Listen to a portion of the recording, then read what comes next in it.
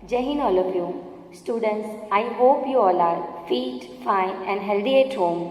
Welcome to Divasya International School online teaching. Myself, Priyanka Sisodia, educator from upper primary section. I am your Gujarati teacher. Now today we are going to start standard 9th subject Gujarati, chapter number 11 વારસાગત, જ્યાં લેખક છે દુર્ગેશ ઓઝા, એટલે કે તેનું પૂરું નામ છે દુર્ગેશ ભાસ્કરરાય ઓઝા.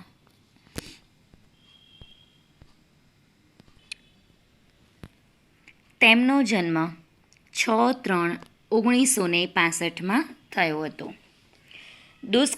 દુર્ગેશ ભાસ્કરરાય ઓઝાનું જન્મસ્થળ પોરબંદર છે. સિન્ડિકેટ બેંક પોરબંદરમાં કાર્યરત છે, એટલે કે તેઓ સેવા આપતા હતા. વિવિધ સામયિકો અને વર્તમાનપત્રોમાં તેમના લેખો પ્રકાશિત થયેલા છે.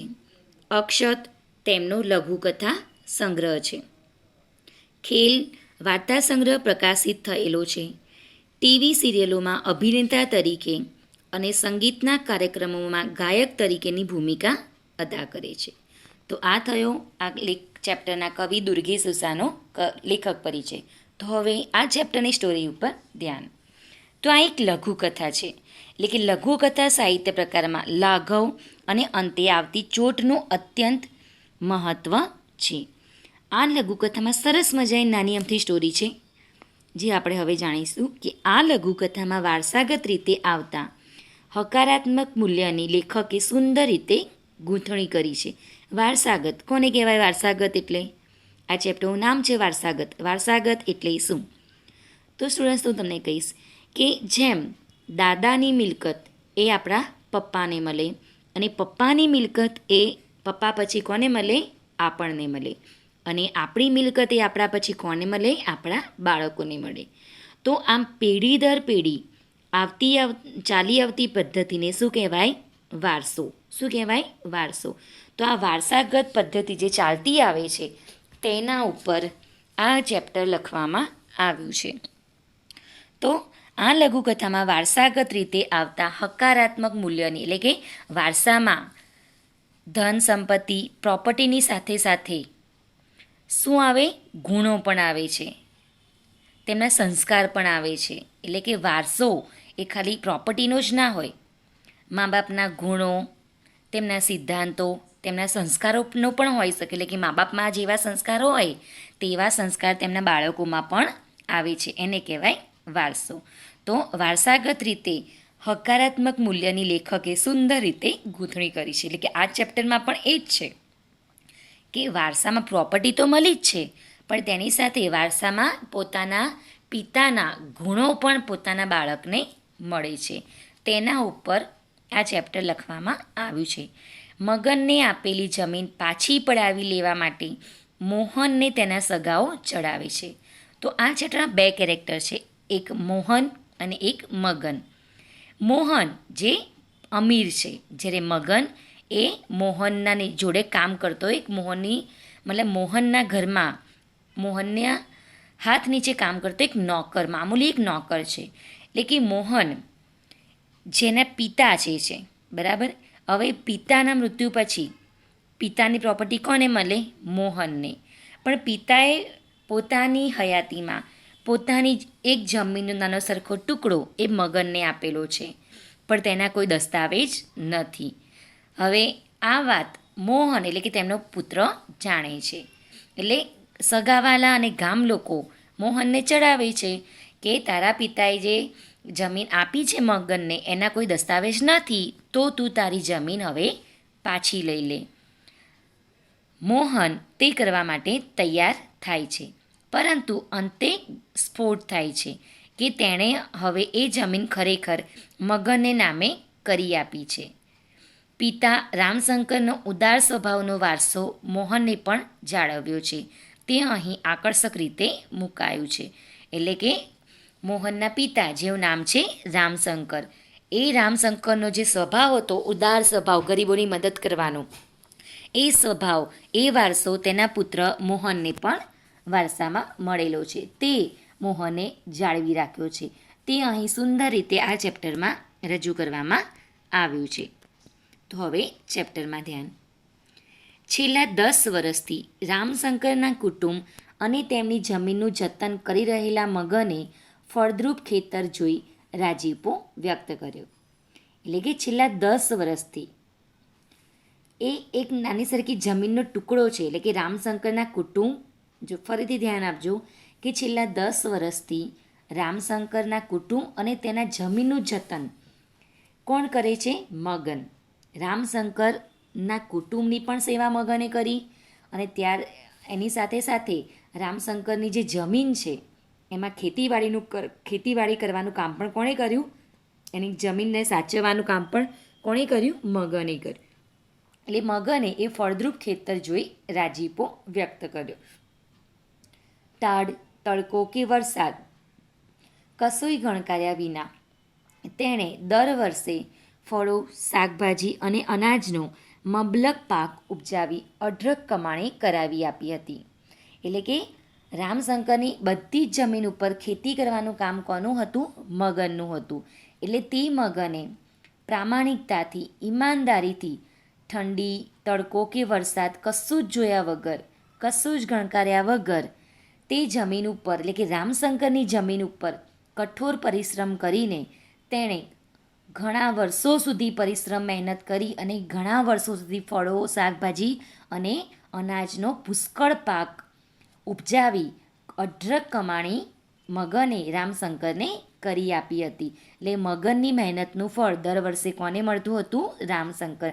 જેના કારણે રામશંકરની ધન સંપત્તિમાં દિવસે ને દિવસે વધારો થતો ગયો. એટલે કે રામશંકર અમીરને અમીર થતો ગયો હતો. એટલે કે રામશંકર જોડે જે પણ ધન સંપત્તિ છે તેમાં મગનની મહેનતનું પરિણામ છે. તેની આ મહેનતનો બદલો લેવાનો શુભ વિચાર રામશંકરને આવ્યો. એટલે કે મગને આટલી બધી મહેનત કરી છે, તેથી મગનની આ મહેનતનો હવે બદલો વાળવાનો સમય આવ્યો. એટલે કે બદલો વાળવાનો શુભ વિચાર રામશંકરને આવતા તેમણે જમીનનો એક કટકો મગનને કાઢી આપ્યો અને કહ્યું, મગન, આજથી આ જમીન તારી. એટલે કે રામશંકરને થયું કે મગનની મહેનતના કારણે મારી જમીનમાં પુષ્કળ પાક પાકે છે, એટલે મારે તેને મગનને એની મહેનતના બદલામાં મારે એને કંઈક ઇનામ આપવું જોઈએ. એટલે રામશંકરે શું કર્યું? પોતાની જમીનમાંથી થોડોક કટકો મગનને અલગ કાઢી આપ્યો અને તેને કહ્યું કે મગન, આજથી આ જમીન તારી છે. એટલે કે આ જમીન પર જે બી પાકે એ બધું કોનું છે? તારું છે. આમાં તું તારું મકાન અને ખેતર બંને બનાવજે. એટલે રામશંકરે શું કહ્યું કે મેં તને જે જમીન આપી એ જમીનમાં તું તારું મકાન પણ બનાવ અને ખેતર પણ બનાવ, પરંતુ પાક્કું લખાણ થાય એ પહેલાં જ, એટલે કે રામશંકરે મગનને આટલું કહી આપ્યું કે આ જમીન તારી, એના પર તું તારું ઘર પણ બનાવ અને ખેતી કામ પણ કર. રામશંકરે પોતાના મોઢેથી આટલું વાક્ય કહી દીધું, પણ એનું પાક્કું લખાણ તો જોઈએ ને, દસ્તાવેજ જોઈએ ને. એટલે કે એ દસ્તાવેજ થાય એ પહેલાં જ રામશંકરે દેહ છોડ્યો ને બન્યું એવું કે મગનની જમીનમાં મબલક પાક પાક્યો. એટલે કે રામશંકરે એ જમીનનું લખાણ કરે તે પહેલાં જ રામશંકરનું મૃત્યુ થયું અને એ સમય જ એવું બન્યું કે મગનની જમીનમાં પુષ્કળ પાક પાક્યો અને રામશંકરના દીકરા મોહનના ખેતરોમાં પાક નિષ્ફળ ગયો. એટલે કે મગનની જ જમીનમાં ખૂબ જ પાક પાક્યો અને રામશંકરનો જે દીકરો હતો મોહન, તેણે જે જમીન પર જે મહેનત કરી હતી તે પાક નિષ્ફળ ગયો. સ્વજનોએ સલાહ આપી. સ્વજનો એટલે કે મોહનના સગાવાલા, તેમણે મોહનને સલાહ આપી કે તારે બાપે આ જમીન મગનને આપી એ સાચું, પણ એનો પુરાવો ક્યાં છે? એટલે કે તેના મોહનના સગાવાલાઓએ મોહનને શું કહ્યું કે તારા બાપાએ, એટલે કે રામશંકરે આ જમીન મગનને આપી દીધી. કે જે જમીન ઉપર મગને મહેનત કરી, પરિશ્રમ કરીને જે આ પુષ્કળ પાક ઊભો કર્યો છે તે જમીન રામશંકરે, એટલે કે તારા પિતાએ મગનને આપી દીધી છે, પણ એનો કોઈ પુરાવો છે તારી જોડે? એટલે કે એના કોઈ દસ્તાવેજ, કોઈ કાગળ ઉપર લખાણ કરેલું છે કે આ જમીન મગનની છે? વ્યવહારું બન, આંકડે માખો વગરનું મધ છે. એટલે કે તારી બુદ્ધિનો ઉપયોગ કર. 4-5 આગેવાનોની ત્યારે હાજરી હતી, પણ એને તો આપણે ફોડી લઈશું. સગાવાલાએ શું કહ્યું કે રામશંકરે જ્યારે જમીન આપી હતી મગનને એ વખતે 4-5 જણા ત્યાં હાજર હતા, બરાબર. પણ એમાં કોઈ કાગળ પર લખાણ નહોતું કર્યું કે આ જમીન મગનની છે. એટલે જે લોકોએ ત્યાં હાજર હતા એ લોકોને આપણે ફોડી લઈશું, એટલે કે એ લોકોને સમજાવી દઈશું કે એ કશું બોલે નહીં, તું તારી આ જમીન પાછી લઈ લે. મગન તો ખરેખર આવકારી રહ્યો, એટલે કે સ્વજોની આ સલાહ સાંભળીને મગન તો તેમનો આવકાર, એટલે કે મગન એમના ઉપર ખુશ થઈ ગયો, એટલે કે એમનો આવકાર અભિનંદન કરવા લાગ્યો. આવો આવો નાના શેઠ, એટલે કે સ્વજનોએ જે સલાહ આપી કે આ જમીન તારી પાછી લઈ લે, એટલે કે સ્વજનોએ રામશંકરના દીકરા મોહનને સલાહ આપી કે તારી જમીન પાછી લઈ લે. એટલે સ્વજનો અને મોહન મગનના ઘરે ગયા. ધ્યાનથી સાંભળજો સ્ટુડન્ટ્સ. સ્વજનો એટલે કે મોહનના સગાવાલા અને મોહન એટલે કે રામશંકરનો દીકરો. એ રામશંકરના મૃત્યુ પછી એ બધા ભેગા થઈને મગનના ઘરે ગયા અને તે લોકોને આવતા જોઈ મગન હરખભેર આવકારી રહ્યો, એટલે કે તેમને આવતા જોઈ મગન તો ખૂબ જ ખુશખુશાલ થઈ ગયો અને તેમણે મગને મોહન અને પેલા બીજા બધા વડીલોનું પ્રેમથી સ્વાગત કર્યું અને કહ્યું, આવો આવો નાના શેઠ. નાના શેઠ કેમ કહ્યું? કારણ કે રામશંકર એ મગનના શેઠ હતા, મોટા શેઠ જેને કહીએ. હવે રામશંકરનો દીકરો એટલે કે મોહન એટલે કે નાના શેઠ થયા ને, એટલે મગને મોહનને નાના શેઠ કહીને માન આપ્યું. એટલે કે આવો આવો નાના શેઠ, તમારા પ્રતાપે ને તમારા બાપુની કૃપાથી આ મારી જમીનમાં સોનાનો સૂરજ. એટલે કે મગને શું કહ્યું મોહનને કે તમારી કૃપાથી અને તમારા બાપુ રામશંકરની કૃપાથી મારી આ જમીનમાં સોનાનો સૂરજ. સોનાનો સૂરજ એટલે કે ખૂબ જ પુષ્કળ પાક પાક્યો છે, એટલે કે જે તે જોઈને મને ખૂબ જ આનંદ થયો છે, એટલે કે ખૂબ જ આનંદ થાય તેવો પાક પાક્યો છે. મારી જમીન એમ? આ જમીન તારી છે? એનો કોઈ આધાર, કોઈ લખાણ છે તારી પાસે? તેમણે શું કહ્યું? એટલે કે મગને જ્યારે આવું કહ્યું કે તમારી કૃપાથી મારી જમીનમાં આ પુષ્કળ પાક, એટલે મગને કયું વાક્ય વાપર્યું? મારી જમીન, એટલે કે મારી આ જમીનમાં સોનાનો સૂરજ. એટલે કે રામશંકરની જમીનને તેણે પોતાની જમીન કહી. કેમ? કારણ કે રામશંકરે તેને કહી દીધું હતું કે આ જમીન આજથી તારી છે. એટલે મગન કહ્યું કે મારી જમીન, એટલે મારી જમીન. આ વાક્ય સાંભળીને મોહને મગનને કહ્યું કે મારી જમીન એમ? એટલે કે આ જમીન તારી છે એમ તું કહેવા માંગે છે? આ જમીન તારી છે એનો કોઈ આધાર, કોઈ લખાણ, કોઈ કશું છે તારી પાસે? એટલે કે આ જમીન તારી છે એનો કોઈ આધાર પુરાવો, કોઈ દસ્તાવેજ, કોઈ કાગળિયા છે તારી પાસે? રામશંકર બાપાના બોલ એ જ મારે મન ભગવાનના. એટલે કે મગને કહ્યું કે મારી પાસે કોઈ લખાણ, કોઈ દસ્તાવેજ નથી, પણ રામશંકર બાપાએ મને જે કહ્યું એ મારે માટે ભગવાનના બોલ સમાન છે. એ ન ચાલે, મોહને કહ્યું. મોહને શું કહ્યું કે એવું ચાલે નહીં, આ જમીન તારી નથી. શું સમજ્યો? લે આ કાગળો ને કર સહી એટલે છેડો ફાટે. મોહને શું કહ્યું કે આવી કે બોલવાથી કંઈ જમીન તારી થાય નહીં, એવું ચાલશે નહીં, એટલે આ જમીન તારી કહેવાય નહીં. શું સમજ્યો? એટલે કે તું સમજી લે કે ખાલી બોલવાથી આ જમીન તારી કહેવાશે નહીં. લે આ કાગળ અને એના ઉપર તું સહી કરી દે એટલે છેડો ફાટી દે. એટલે કે અહીંયા આ વાત અહીંયા પૂરી થાય. મોહનના આ શબ્દોથી મગનની પગ નીચેની જમીન સરી જતી લાગી. એટલે મોહને જે કહ્યું કે આ જમીન તારી નથી, આ વાક્ય સાંભળીને મગનના પગ નીચેથી જમીન ખસી ગઈ. એટલે કે મગનને ખૂબ જ આશ્ચર્ય થયું, ખૂબ જ દુઃખ થયું, એને આઘાત લાગ્યો. દોસ્ત સમી જમીન દોસ્ત થતી લાગી. એટલે કે મોહનના આ શબ્દો સાંભળીને જે મગનની આ જે જમીન હતી, જેને તે પોતાનું મિત્ર સમજતો હતો, એ મિત્ર સમાન જમીન આજે જમીન દોસ્ત થતી લાગી. એટલે કે તેના હાથમાંથી છૂટતી જતી લાગી. મગને ધ્રુજતા હાથે સહી કરી. એટલે કે મગને આ વાત સાંભળીને ખૂબ જ દુઃખ થયું. તેથી તેણે એ ધ્રુજી ઉઠ્યો, ધ્રુજવા લાગ્યો. એટલે કે એ ધ્રુજતા હાથે તેણે સહી કરી. મોહને કાગળો આંચકી લીધા. એટલે કે જેવી મગને તે કાગળ ઉપર સહી કરી કે તરત જ મોહને તે બધા જ કાગળો ખેંચી લીધા અને સ્વજનો અટ્ટહાસ કરી રહ્યા. એટલે કે મોહને જે કાગળ લઈ લીધા મગનના હાથમાંથી તે જોઈને મોહનની સાથે આવેલા તેના સ્વજનો એટલે કે તેના કુટુંબીજનો જોર જોરથી હસવા લાગ્યા. મોહન બોલી ઉઠ્યો, હવે કામ પૂરું. એટલે કે મારું કામ અહીંયા પૂરું થયું. હવે તારી પાસે કોઈ સાબિતી નહીં માંગે. એટલે કે તારી જોડે કોઈ સાબિતી નહીં માંગે કે આ જમીન તારી છે. મૂરખ, આજથી આ જમીન કાયદેસરની તારી થઈ ગઈ. એટલે સાચવ, આ તારો દસ્તાવેજ. સ્ટુડન્ટ ધ્યાનથી સમજજો આ વાક્ય. તેણે શું કહ્યું મોહને કે હવે તારી પાસે કોઈ પુરાવો નહીં માંગે, કોઈ કાગળ, કોઈ દસ્તાવેજ નહીં માંગે કે તારી પાસે આ જમીનના દસ્તાવેજ છે કે નહીં, કોઈ સાબિતી છે કે નહીં. મૂરખ, તું બીસ, ગભરાઈશ નહીં. આજથી આ જમીન કાયદેસરની તારી થઈ ગઈ. લે, સાચવ આ જમીનના દસ્તાવેજ. એટલે કે જે જમીનને તું તારી કહે છે એ જમીનના આ દસ્તાવેજ છે, તેને તું હવે સાચવ. મોહનના આ શબ્દો સાંભળીને સ્તબ્ધ સ્વજોને પ્રશ્નસૂચક નજર માંડી.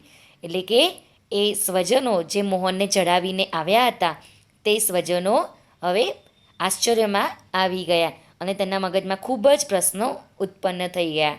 અને તે એ પ્રશ્નોની સાથે તેણે મોહને મગનને ખભે હાથ રાખી કહ્યું, હું રામશંકરનો દીકરો છું.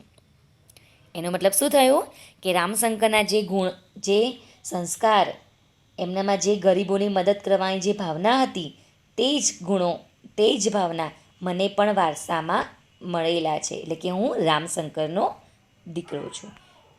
ઓકે સ્ટુડન્ટ્સ, આ ચેપ્ટર અહીંયા પૂરું થયું. સમજમાં આવ્યું ને? કેવું સરસ મજાનું સુંદર ચેપ્ટર છે. એટલે કે અહીંયા કહેવામાં આવે છે આ ચેપ્ટરમાં કે ખાલી વારસામાં ધન, સંપત્તિ, પ્રોપર્ટી જ નહીં પણ મનુષ્યના ગુણો અને સંસ્કારો પણ મળે છે. તો આ ચેપ્ટરમાં તમને શું સંદેશ મળ્યો કે આપણે નિષ્ઠાવાનની કદર કરવી જોઈએ. એટલે કે જે વ્યક્તિ આપણી સાથે પ્રામાણિકતાથી રહે છે તેની જોડે આપણે બેઈમાની કરવી જોઈએ નહીં. હંમેશા નિષ્ઠાવાન રહેવું જોઈએ. ઓકે સ્ટુડન્ટ્સ, તો ચલો થોડાક ક્વેશ્ચન આન્સર જોઈ લઈએ કે મગનની મહેનતનો બદલો રામશંકરે કઈ રીતે આપ્યો? મગનની મહેનતનો બદલો રામશંકરે કઈ રીતે આપ્યો? તો જમીનનો એક કટકો આપીને. કઈ રીતે? જમીનનો એક કટકો આપીને. સેકન્ડ નંબર, મગને પગ નીચેની જમીન સરી જતી કેમ લાગી? મગનને પગ નીચેની જમીન સરી જતી કેમ લાગી? તો આ જમીન તારી નથી એવા મોહનના શબ્દો સાંભળીને. આ જમીન તારી નથી એવા મોહનના શબ્દો સાંભળીને. હું રામશંકરનો દીકરો છું. આ વાક્યનો ભાવાર્થ નીચેનામાંથી જણાવો. એટલે કે હું રામશંકરનો દીકરો છું.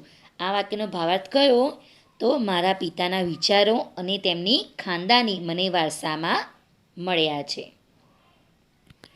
મારી જમીનમાં સોનાનો સૂરજ વાક્યનો અર્થ શોધો. એટલે કે જમીનમાં મબલક પાક ઉપજ્યો છે.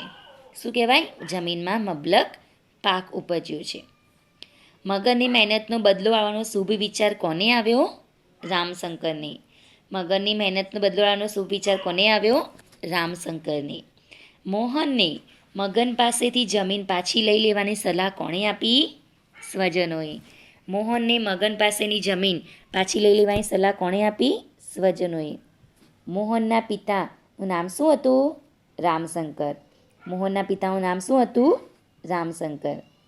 રામશંકરની જમીન છેલ્લા કેટલા વર્ષથી મગન ખેડતો હતો? 10 વર્ષથી. રામશંકરની જમીન છેલ્લા કેટલા વર્ષથી મગન ખેડતો હતો? 10 વર્ષથી. આ જમીન તારી છે એનો કોઈ આધાર, કોઈ લખાણ છે તારી પાસે? આ વાક્ય કોણ બોલે છે? મોહન. હું રામશંકરનો દીકરો છું. આ વાક્ય કોણ બોલે છે? મોહન. મગન, આજથી આ જમીન તારી છે. આ વાક્ય કોણ બોલે છે? રામશંકર. લે આ કાગળોને કર સહી એટલે છેડો ફાટી. આ વાક્ય કોણ બોલે છે? મોહન. ઓકે સ્ટુડન્ટ્સ, સમજમાં આવી ગયું ને ચેપ્ટર? સરસ મજાનું સુંદર ચેપ્ટર છે. તો હવે આ ચેપ્ટરની વર્કશીટ મળે એટલે નોટબુકમાં સારા સુંદર અક્ષરે ઉપરની લાઈનને ટચ કરીને લખી લેજો. જય હિન્દ.